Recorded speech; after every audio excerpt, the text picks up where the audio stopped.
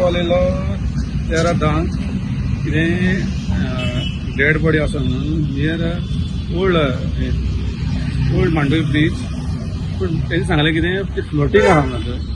आमी थंय पयलीं गेले जाल्यार तो मागीर ते पिशांक कॉल केलें. फोन लागलो हांगर हितून ब्रिजा हितून भितर आहा हांगाच्या भितर आहा जाल्यार भितर सारकी डिकम्पोज जाल्ली बॉडी.